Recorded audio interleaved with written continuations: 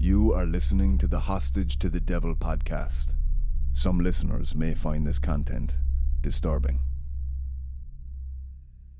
New York City police have been engaged in an intensive hunt for a man known as the .44 caliber killer. He's suspected of already murdering 4 women and 1 man, and there's widespread apprehension that his crime spree is not over. Good evening. In New York early this morning, the .44 caliber killer tried to kill again and almost did. How close are police to finding the psychopathic killer who calls himself Son of Sam? If you're asking whether we have any indication of who he is or where he might be, the answer is no. At about 1 this morning, 24-year-old David Berkowitz, who detectives believe is the Son of Sam, was brought to police headquarters in Manhattan. Berkowitz's car, a cream-colored Ford, turned out to be the key to his arrest. Incredibly, police say what led them to Berkowitz was a ticket for parking illegally at a hydrant near the site of the last murder, July 31st. Found in the car and Berkowitz's apartment were an arsenal of weapons, including a .44 caliber bulldog revolver. Also, another chilling poem which reads in part, "Because Craig is Craig, so must the streets be filled with Craig," and huge drops of lead poured down upon her head until she was dead. Detectives report that when they arrested Berkowitz, he did not resist and said, "Okay, you got me." He was held overnight and questioned prior to arraignment this morning, apparently ending one of the greatest manhunts ever conducted by the New York City police. The plea of guilty was accepted, and the judges will pronounce sentence in 2 weeks. Afterwards, Mrs. Nasa Moskowitz, mother of one of the victims, spoke with correspondent Mitchell Krause. I hate him as much as anyone can hate anybody. He not only killed my daughter, he destroyed my family, other families. As far as I'm concerned, my house will never be the same. You think justice can be done in this case? Not unless they bring back the death penalty, and he burns for it. The last judge, seeking to establish that Berkowitz had freely confessed to all 6 murders, asked about the demons Berkowitz has described. Did the power of the demons make you plead guilty? They had some influence, said Berkowitz, but he maintained he had made the decision on his own. Berkowitz, who just turned 25, was given a total of 6 sentences for murder of 25 years to life. Episode 4, Son of Sam. One of the many theories and sensational stories surrounding Malachi Martin was his apparent encounter with serial killer David Berkowitz at his prison cell in the late 1970s. During my research and quest for proof of this meeting, I came across Steve Fishman's excellent 2006 article for New York Magazine, The Devil in David Berkowitz. I reached out to Steve and he agreed to sit down for an interview in 2016. My name is Steve Fishman. I'm called a contributing editor here at New York Magazine, though my job is really to write magazine stories. At the time, the assignment was really to go find out why people were saying that David Berkowitz has a Christian mission. After all, he was a guy who was famous, notorious, the most notorious serial killer in the history of New York. Had killed, murdered 6 young girls, terrorized the city. And then David Berkowitz is arrested because of a parking ticket.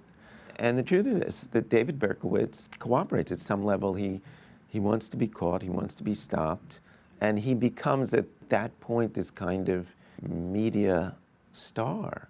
He has this indelible kind of half smile that, you know, is kind of Mona Lisa-like, and everybody can interpret it. David Berkowitz was kind of a nothing, a no one, a cipher. He was a civil servant, a postman, who led an extremely dull, ordinary life, albeit a young life. He was, I think, 24 at the time. And then who catapulted to this enormous fame, first as a mysterious character called Son of Sam, and then once revealed as this object of tremendous interest and fascination, who became more interesting and fascinating as people were interested in him. And I think one of the things about him that made him so interesting beyond his crime was he was probably the first celebrity criminal in the recent era. He had a tremendous interaction with the media. He wrote letters to a very famous Daily News columnist named Jimmy Breslin, who over a period of days drew out this revelation, which had gripped the city both because of the crime and then because Son of Sam was now actually writing letters. It was very clear that he was manipulating the media. For what purpose, it wasn't clear. But he had this great feel for the dramatic and for the media before that was really part of our agenda. So he's this kind of, at the moment, this opaque figure, an object of fascination, which the public, in a kind of secondary wave, goes kind of wild for and wants to understand. So he's kind of come from obscurity and notoriety and a kind of terrorist before there were terrorists to now a guy that everybody wants to demonize and at the same time understand. And then the latest news that had drifted out was that he was a Christian with a flock in prison. And my editor sent me to see what I could learn about that. One of the handful of friends that Maliki had told about his encounter with David Berkowitz was Robert Marrow. So, during one of our principal photography days, we pulled over into a lay-by and they asked him about this meeting.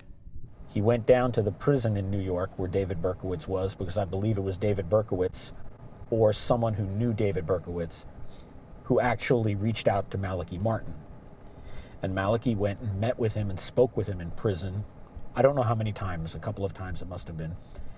And David Berkowitz actually wanted Maliki to write his biography.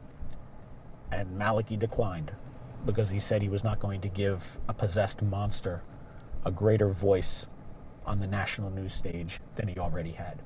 David Berkowitz claimed that he received his instructions from a barking dog. Whether or not that's true or not on a preternatural level, I don't know.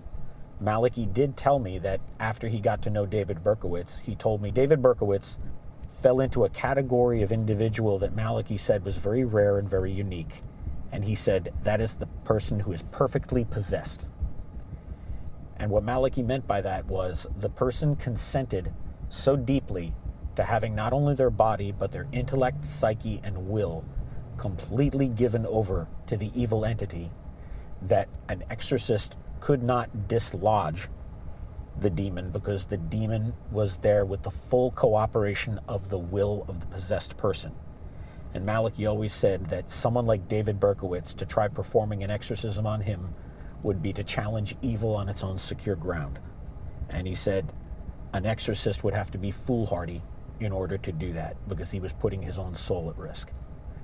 You know, I'm sure it was a way to attract media attention. I mean, at the same time, David Berkowitz, I don't think, was operating by necessarily a plan. I mean, there is clearly a deep narcissism and a kind of fulfilling narcissism to his behavior. And the attention of this series of people who wanted to understand and investigate his life, with whom he cooperated serially, I mean, was incredibly enlivening to him. So does Father Martin become another one of those? Sure he does. I would say that there's probably also some level of sincerity in David. I mean, he's not a normal guy, but there are some urges in him that are normal, and I do think that he's a guy who probably wanted to understand himself at some level. He's a guy who certainly wanted attention, and no doubt he thought that Father Martin could bring these things. I think that David Berkowitz was also at some level troubled by what he did. For me, the kind of one explanation is that he had a kind of break with reality, and so then kind of moving on and trying to put that in a place. It was interesting and maybe convenient to believe that it was demonic possession, but why not, you know, have Father Martin come in and do the investigation and the search for, I suppose, what would have been a kind of QED at the end of this explanatory hunt. There was always a performative aspect to David Berkowitz, and he was incredibly flexible in how he explained his crimes. And one after the other, he subscribed to different explanations. At first, there was habitation by the devil, and then there was the psychoanalytic interpretation, and then subsequently there was the satanic cult. And then finally, he did hit on the explanation favored by Father Martin, which was that he was possessed by the devil. There comes a point at which he converts to Christianity and becomes somebody who kind of retrospectively understands this possession and then fights against it. Though, having spent time with him and spending a fair amount of time researching him, I always felt that for David, it was a way to feel better about himself rather than to kind of understand the motivation or the mechanism of his crime. David was incredibly hopeless in prison, and he did blame himself to the extent that somebody like David can kind of experience blame and self-loathing. And he came upon these passages in the Bible in which God delights in mercy.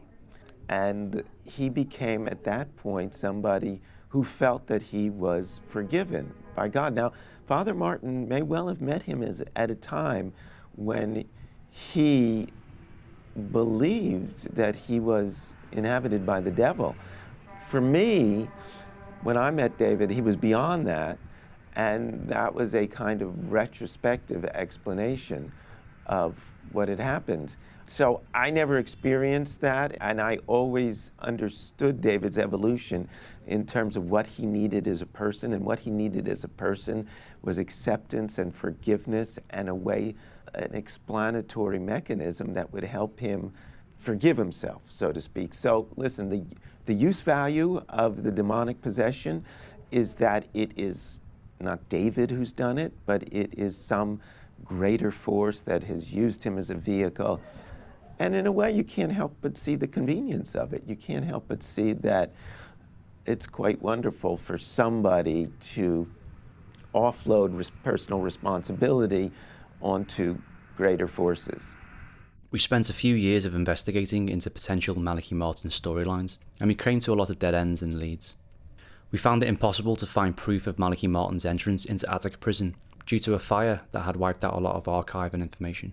The reality was that we could not find 100% proof that Malachi Martin had entered the prison and had met with David Berkowitz.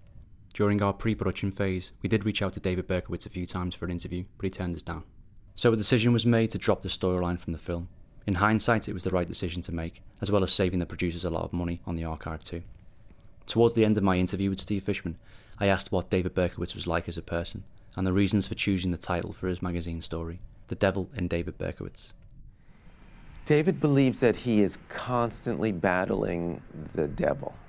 And so there's this deep familiarity with the devil, who's kind of this friend to him, who's betrayed him and comes in guises and comes to terrorize him and take advantage of him. But David is seen and sees himself as an intimate with the devil, someone who knows his ways and someone who is uniquely qualified to battle the devil and battle the evil that he does, which is one of the reasons that he is so loved by this small circle of very devout Christians, because for them the history of the world is told as a struggle between the devil and the Lord, and David is somebody who is in the wilderness doing combat with the devil.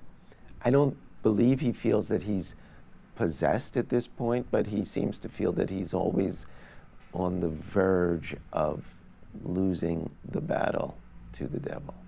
Well, you go to David Berkowitz and you come with the kind of the fame idea in your head. There's almost a kind of celebrity idea about him. I mean, his crimes are so huge, and his kind of explosion on the public stage was so dramatic at a certain point that you expect a kind of drama around the person, and you and I, to that extent, was disappointed. David's extraordinarily ordinary.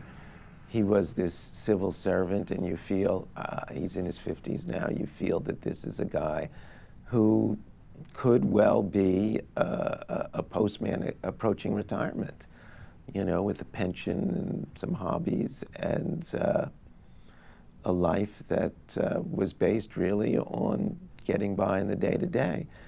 I mean, prison life is dull, And I can recall one of the highlights was that David and I walked to the vending machine, which serves food. David's not allowed to handle money.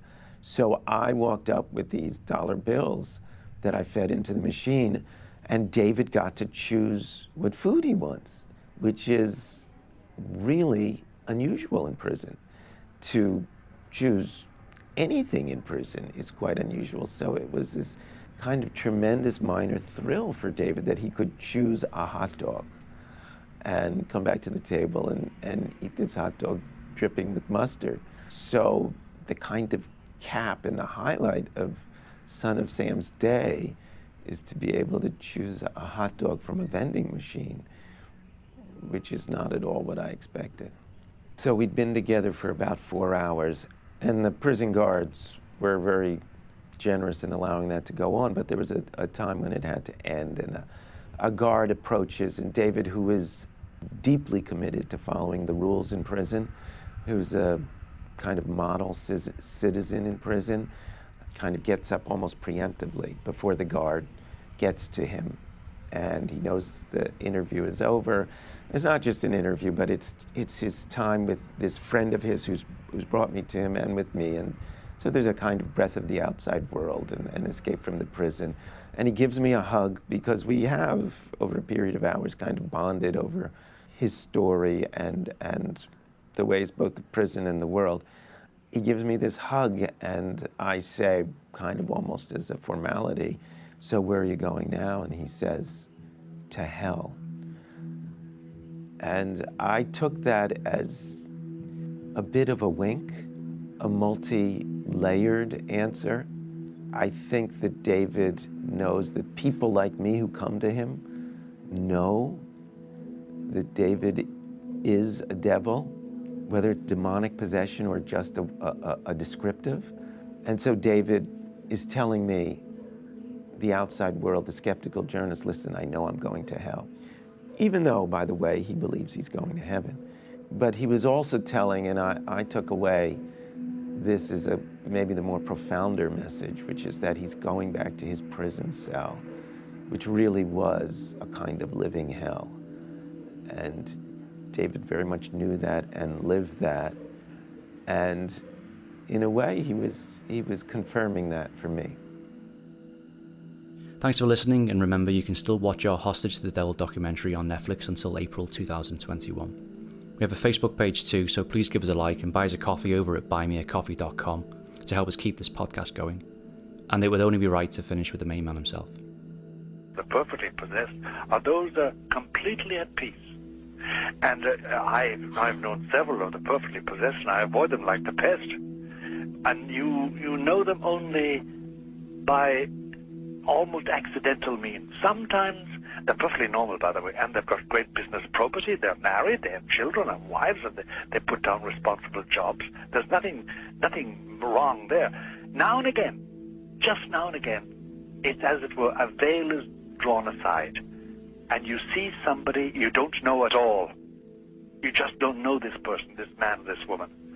And there's a completely alien look, a completely alien attitude, and they breathe alienation. And you know then, if you have a nose for it, you know then that they're perfectly possessed and there's nothing to be done about them. And they have passed through the usual Satanist rituals too, the three Satanist rituals: the power of inflicting pain, the power of hating, and the power of burning, fire.